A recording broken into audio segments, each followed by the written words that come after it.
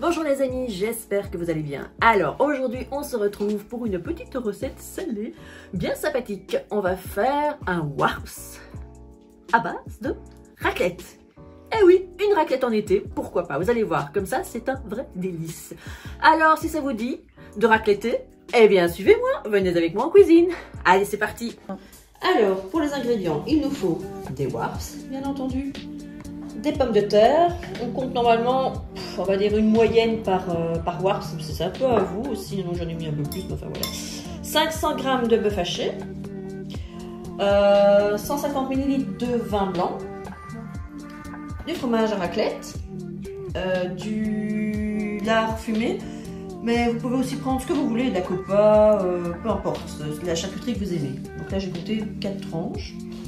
Ensuite un poivron rouge, du beurre à l'ail, un oignon, une cuillère à café de pili pili, sel et poivre. Et j'oubliais 2 cuillères à soupe de mayonnaise et une cuillère à café de moutarde à l'ancienne. Voilà pour les ingrédients. On va commencer par émincer notre oignon. Petit morceau, rondelle, un peu comme vous voulez.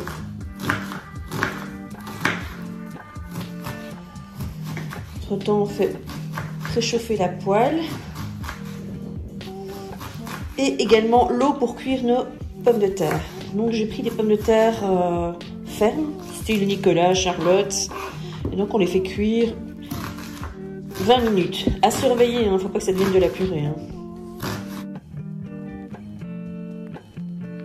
On met nos petits oignons dans notre huile. J'ai mis un petit peu d'huile, une cuillère à soupe. Et on va faire revenir tout ça jusqu'à ce que ce soit bien doré. Autant on va s'occuper de notre poivron. On va lui enlever sa queue. Voilà, on coupe en deux. Encore en deux. On enlève le blanc et les pépins. Voilà, et puis on les coupe en fines rondelles et puis en petits morceaux. Voilà, et on fait ça avec tout le poivron.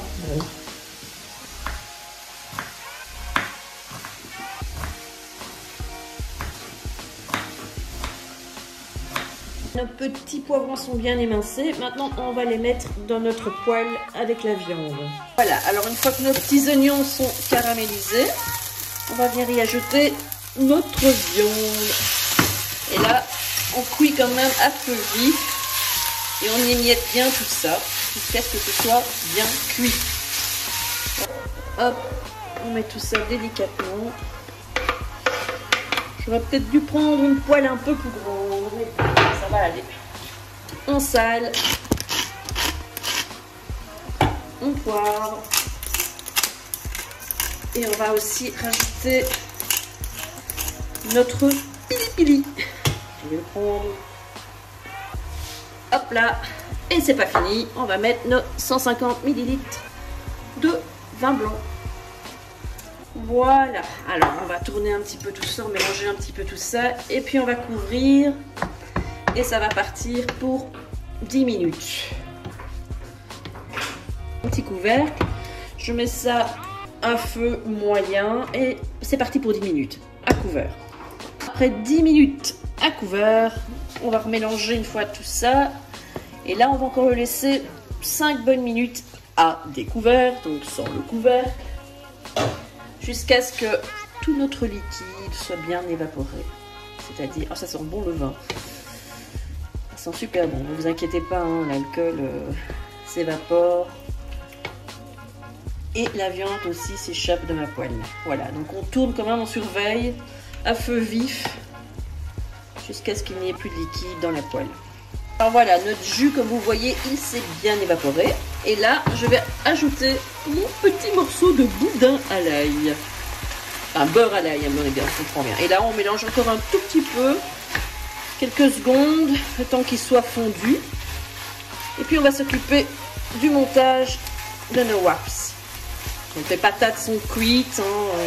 Je ne vais pas montrer la cuisson des pommes de terre parce que je pense que tout le monde sait faire cuire une patate.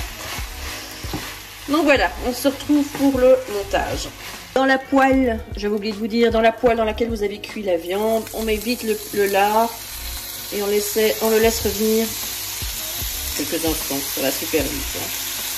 Voilà. Alors, on prend notre mayonnaise et notre moutarde. Et là, on mélange, hein, rapidos. Si vous n'aimez pas la mayonnaise ou même la moutarde, vous pouvez mettre autre chose, hein, les sauces que vous voulez, juste de la mayonnaise, juste de la moutarde ou autre chose, andalouse ou peu importe. Hein. Moi, je trouvais que la mayonnaise et la moutarde fonctionnaient bien avec notre raclette. Voilà. Donc ça, c'est une bonne chose. Encore un petit peu, soyons fous. Donc, vous voyez, j'ai mis 2 warps. Hein. Je les ai... Parce que en fait, je n'ai pas trouvé les tout grands. Donc si vous les trouvez, ce sera beaucoup plus facile. Donc là, j'ai fait avec les moyens du bord, en 1 à 2, et ça va super bien. On prend notre viande qu'on va venir mettre généreusement au milieu. Et pas trop non plus, hein, vous êtes prêts pour le faire, mais ça va être comique. Encore un peu. Voilà. Ensuite, là-dessus, on va couper notre pomme de terre en rondelles. C'est chaud. C'est bien chaud. Vous avez vu, moi je les ai cuites avec la peau, hein, mais vous pouvez tout à fait les peler. Hein. Alors, on vient déposer nos petites rondelles de patates tout le long. C'est chaud, chaud, chaud. Ensuite, notre fromage à raclette. Voilà, 1, 2, 3. Allez, 3, c'est parti. Voilà, regardez-moi ça comme c'est beau. Et ensuite, on va mettre notre lard. Voilà, petite. Et là, c'est le moment où tout va se jouer. On va essayer de replier ça tranquillement. Ça devrait le faire, hein, normalement, mais un petit peu. Voilà, on serre bien, on roule bien, on écrase bien. Si vous voulez, vous pouvez mettre des petits pics aussi pour le tenir le temps de la cuisson, parce que là, on va juste le faire cuire dans une poêle, enfin dans un grill. Bon, si j'arrive à attraper mon pic, je n'y arrive pas, c'est pas grave. Voilà. Alors là, on va mettre un petit peu d'huile sur le dessus avant de le mettre dans la poêle grill. Quelques instants, c'est juste pour faire bien fondre le fromage à l'intérieur. On mettra l'huile de l'autre côté quand il cuira. Voilà, c'est juste quelques instants, le temps que ça fasse, ça colore un tout petit peu, que ça fasse fondre le fromage, comme je l'ai déjà dit. Voilà, notre tacos est cuit, bien grillé, moi j'aime bien. Et donc on va regarder ça à l'intérieur. C'est chaud.